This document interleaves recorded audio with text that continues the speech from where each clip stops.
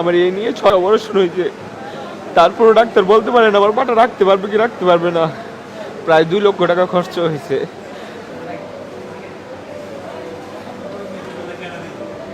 মসজিদ থেকে নামাজ পড়ে বের হইলাম, বের হওয়ার পরে গুলি লাগলো পায়ে। আমরা কাউকে দেখি নাই, আমরা প্রথম বুঝতেই পারি না এটা যে গুলি লাগছে। মুসল্লিরা আমাকে ধরে আল্লাহ আল্লাহ আল্লাহ আল্লাহ ডাকতেছে।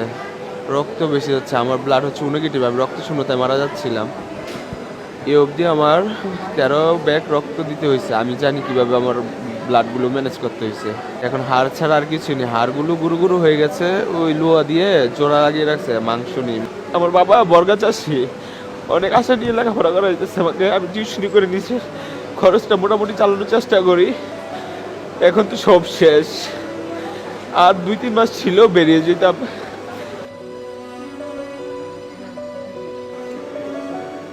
সারাদিন আন্দোলন ছিল, গ্যাঞ্জাম ছিল, কিন্তু রাতে ওরকম কিছু ছিল না। রাতে মানুষ জনতা সবাই রাস্তায় হাঁটাহাঁটি করতেছিল। হঠাৎ করে কোথা থেকে গুলি এসে যে পায়ে লাগলো আমি নিজেও বুঝতে পারলাম না। গুলিটা মনে হয় খুবই ভারী ছিল।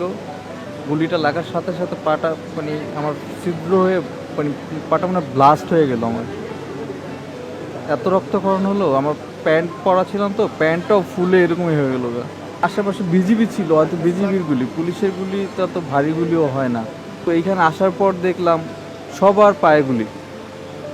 আমি না হলো আমার চোখে 1-150 রুগী দেখলাম, সবার পায়ে গুলি। ছেলে যদি করতো আমরা খাইতাম, কারণ ছেলে পঙ্গ হয়ে পড়ে রয়েছে। আমি কি করবো এখন কি করবে, ভবিষ্যতে চিন্তা করলে তো আর মানে বেঁচে থাকতে ইচ্ছা করে না।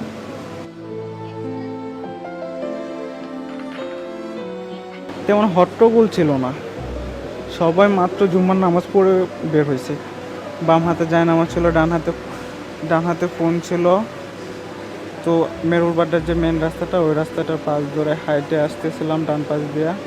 ফুট করে পিছন থেকে এসে একটা গুলি লাগে। ওরা ছিল রামপুরা ওভারব্রিজের ওইদিকে, ওখান থেকেই গুলিগুলো আসছে। আবার উপরে হেলিকপ্টারও ছিল। এখন আমি ইনশিওর করে বলতে পারতেছি না এটা কি উপর থেকে আসছে না নিচ থেকে পড়ছে। 10 থেকে 15 দিন হবে আমি ফর্ম ফিল আপ করে আসছি। আগস্টের শেষে ইয়ার ফাইনাল এক্সাম, আমি জানি না এখান থেকে বের হতে পারবো কিনা। এই কাজ হচ্ছে বাসে যাওয়ানোর সময় দ্রোণী দিছে, সেনাবাহিনী দ্রোণী দিছে, রোদ দিছি, তারপর গুলি মারছে খাম্বার ভিতরে রাখা, রানের ভিতরে গুলি রাখবে। রাত 9টার সময় শুনছি যে আমার ছেলে গুলি গেছে। গুলি লাগছে তো পিছন থেকে আপনাকে। তারপরে এখানে নিয়ে আসছি, এখানে আসার পরে বললো যে যদি ওকে বাঁচাতে হয় তাহলে পা কাটতে হবে। এরপরে আর কী করবো, পা কাটার সিদ্ধান্ত নিলাম। তাহলে আজকে আমার জীবনটা কী হলো, আমি একমাত্র আল্লাহর কাছে বিচার দিই, আর কারো কাছে না।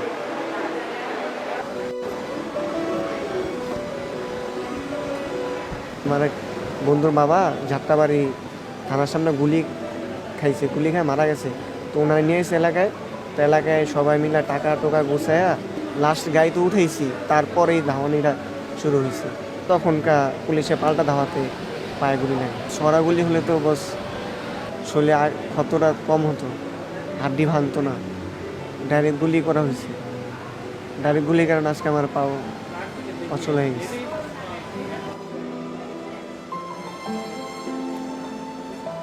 আমরা সাধারণ কিছু লোক রাস্তা পার হব, তখন পুলিশ বলছে যে এখন রাস্তা পার হওয়া যাইবে না, বাড্ডা নতুন বাজার। তারপর কিছুক্ষণ পর পুলিশই আবার রাস্তা পার হওয়ার সুযোগ দিছে যে এখন রাস্তা পার হইতে পারেন।